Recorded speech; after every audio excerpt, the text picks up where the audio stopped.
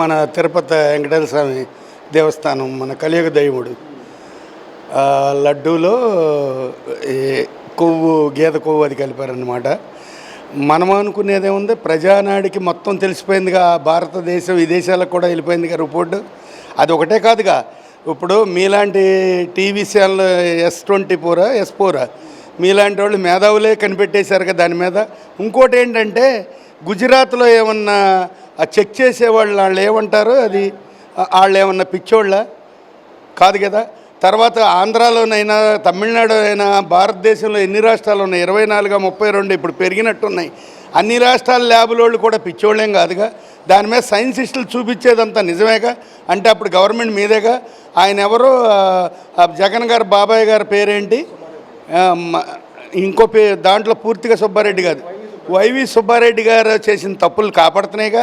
ఇంకొక ఆయన ఎవరండి, కరుణాకర్ రెడ్డి గారు, ఇంకొక ఆయన పేరు కూడా వచ్చిందండి, ఆ పేర్లు మర్చిపోయాను, ఎవరని చెప్పండి.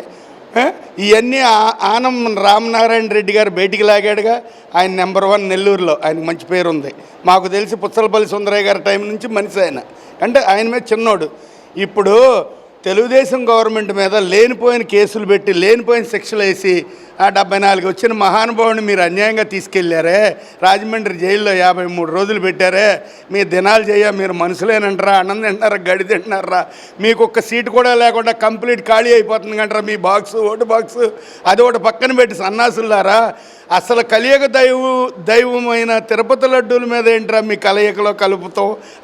గేదె కొవ్వు, అది ఏ కొవ్వో తెలియదు. కనీసం ఏదన్నా పని, గోమాత అయితే ఒక రకం అయినా తప్పేనండి, నేను అనకూడదు. గోమాత అయితే ఒక రకం, అసలు అనేక రకం జంతువులు కొవ్వు కలిపారంట. ఆ కలిపేవాళ్ళు ఏదన్నా మీకు ఎదురు చెబితే వాళ్ళు ఉద్యోగాలు పీకేస్తారు. ఎందుకు, దీని మీద ఉదాహరణ ఇంకోటి జరిగిందండి.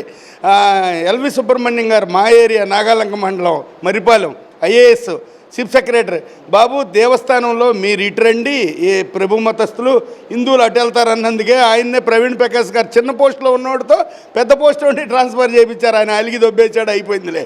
అలాంటి మూర్ఖుల్లారా మీరు, కృష్ణా బ్యారేజ్కి టెండర్ పెట్టిన వాళ్ళు కాదంటారా మీరు, మూర్ఖుల్లారా. 3 మీ వాళ్ళు జైల్లో పడి మగ్గుతున్నారు. ఇప్పుడు అవన్నీ బయటికి ఎక్కిస్తారుగా గవర్నమెంట్. పోలీసు వారు ఏమన్నా తక్కువ వాళ్ళు కాదుగా, ఇంటెలిజెంట్ రిపోర్ట్ తెలియదు వాళ్ళకి. అదేది బొంబాయిలో ఎక్కడో సినిమాల్లో యాక్ట్ చేసుకునే దాన్ని తీసుకొచ్చి బ్రహ్మపట్లో పెట్టి దాని జీవితం నాశనం చేశారు. అది ఒకటి బయటకు వచ్చిందా, 1 2 మీ ఎన్నని చెప్పుకోవాలి. నేను ఏకపతి ఉత్తున అన్నాడు, ఆ తూర్పు ఎర్రగొండలో శ్రీకాకుళం జిల్లా, ఏం పిల్లడు వెళ్దా వస్తావు ఎర్రకొండలు కానీ పాటలు ఉన్నాయి. అలాంటి జిల్లాలో పుట్టాడు. గాడెవడో దువ్వాడు శ్రీనివాస్ గౌడు, ఆడేమో మళ్ళీ తప్పు అయిపోయింది పవన్ కళ్యాణ్ అంటాం ఎందుకు.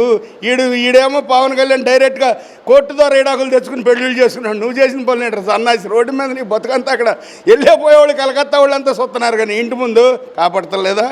ఏది వాళ్ళ గురించి మాట్లాడమంటారు మీరు? ఇప్పుడు చెప్పండి, మైండ్ లైన్లో తీసుకుంటాను.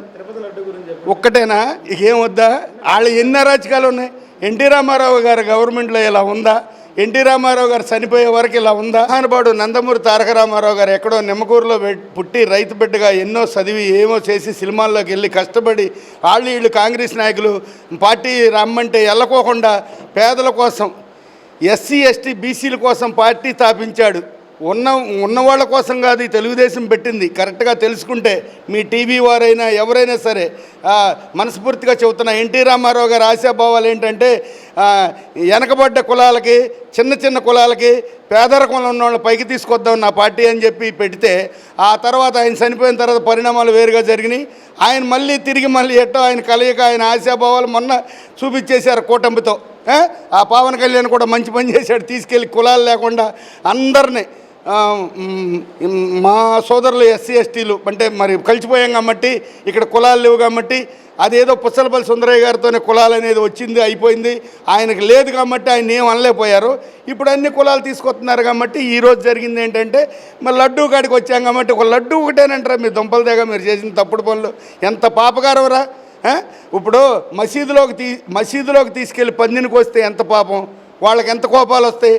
అట్లాగే మరి హిందూ ధర్మాలయం గుడిలోకి తీసుకెళ్ళి ఆవును కోసి పారైతే ఎంత కోపాలు వస్తాయి. అంతకంటే దారుణమైన పాపాలు చేస్తున్నారు వీళ్ళు. అది భగవంతుడు పైనుండి ఆ యేసు అల్లా రాముడు అనేవాళ్ళు ఉంటే వీళ్ళ అరాచకాలకి వాళ్ళు చల్లగా వీళ్ళని వదిలిపెట్టకుండా చూస్తారు. చల్లగా అంటే ఈయన బాగు చేస్తాం కాదు, వాళ్ళు పైనుండి చల్లగా చూస్తే వీళ్ళు కింద మటాస్ అవుతారు.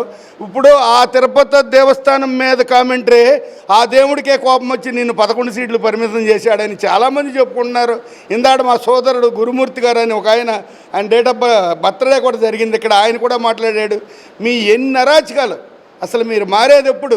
మీరు మారతారని మాకు ఇక ఆశ లేదు. మీ నాన్నగారు ఎంత శుభ్రంగా చేసుకుని చనిపోయాడు, ఏదో హెలికాప్టర్ ఫ్లైట్లో అయిపోయింది. నీకు 151 సీట్ ఇచ్చారు. ఇప్పుడు ఆయనకి 164 సీట్లు కూటమితో కలిపి చంద్రబాబుకి ఇచ్చారు. ఈ తడ తిరుగు లేకుండా చేస్తున్నాడుగా. పని ఆ మనిషికి నువ్వేమన్నా క్షమాపణ చెప్పి తప్పుకోరాదు, ఓ పని అయిపోద్ది. అది లేదు.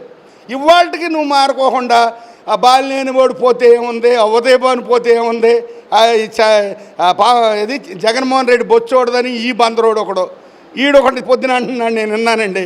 ఎవడు పోతే బొచ్చోడదన్నప్పుడు ఈ పార్టీ ఇంకేమున్నట్టు ఎవడు బొచ్చోడుద్ది. ఎవడు బొచ్చోడగొట్టాలని పార్టీ పెట్టుకున్నారు. ఇంకెవరుంటారు మీ పార్టీలో? మీరు ఒకసారి ఆలోచించుకోండి. మీ టీవీ ముఖంగా మీ టీవీ వారు ఏమని ఆలోచించారో నాకు కూడా తెలియపరిస్తే నేను ఇంకా మాట్లాడదామని ఉంది.